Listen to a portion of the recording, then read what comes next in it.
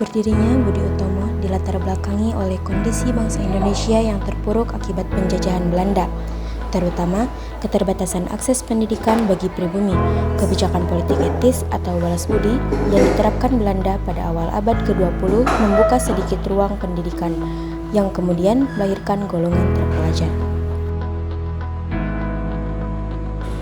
Arti dari nama Budi Utomo yaitu usaha mulia. Budi Utomo berdiri pada tanggal 20 Mei tahun 1908, tepatnya di ruang Stovia Batavia. Tokoh yang mendirikan Budi Utomo yaitu Dr. Sutomo sebagai ketua dan dianggotai oleh Suraji Tirtonegoro, Gunawan Mangunkusumo, dan Gondo Suwarno. Kronologi perjalanan Budi Utomo. Pada tanggal 20 Mei tahun 1908, Budi Utomo didirikan di Stovia. Fokus awalnya pada sosial, budaya, pendidikan, dan politik. Pada Oktober tahun 1908, Kongres 1 di Yogyakarta, R.A. Adipati Tirto Kusumo menjadi ketua anggota meluas kebangsawan dan pegawai. Pada tahun 1910 sampai dengan tahun 1920, perpecahan golongan muda menganggap Budi Utomo kurang radikal karena diisi pegawai Belanda. Dr. Cipta Mangunkusumo akhirnya keluar. Pada tahun 1920 sampai tahun 1930 mulai masuk politik, tapi pergerakan Jawa Madura. Pada tanggal 24 sampai 26 Desember tahun 1935, Kongres di Solo, Budi Utomo Fungi dengan PBI dari Parindra resmi bubar menjadi organisasi mandiri. Dampak positif dan perubahan Budi Utomo pada tahun 1908 sampai 1935, yaitu pendidikan dan sosial budaya.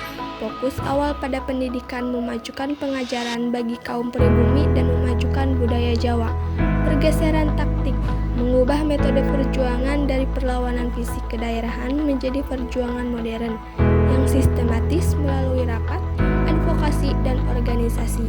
Inspirasi organisasi lain, yaitu memicu munculnya pergerakan lain seperti Sarekat Islam, Indisque Party yang lebih politis. Peningkatan kesadaran nasional, membangun pondasi kesadaran untuk bersatu sebagai satu bangsa atau nasionalisme, bukan sekedar berdasarkan suku, dan penetapan Hari Kebangkitan Nasional. Hari berdirinya tanggal 20 Mei diabadikan sebagai simbol bangkitnya kesadaran berbangsa. Akibat dan dinamika internal Budi Utomo. Perpecahan internal, terjadi perdebatan antara kaum muda yang ingin berpolitik radikal dan kaum tua yang moderat atau konservatif. Keluarnya tokoh penting, yaitu Cipta Mangunkusumo dan Ki Hajar Dewantara, keluar karena perbedaan visi politik. Kesan elit, sempat dianggap hanya mewakili golongan priai Jawa. Peleburan tahun 1935. Akhirnya, Budi Utomo melebur ke dalam Partai Indonesia Raya atau Parindra. Simpulan Budi Utomo. Budi Utomo, arti dari pintu gerbang pergerakan nasional. Budi Utomo adalah pelapor pergerakan nasional yang menyadarkan bangsa Indonesia akan pentingnya pendidikan dan persatuan untuk melepaskan diri dari penjajahan.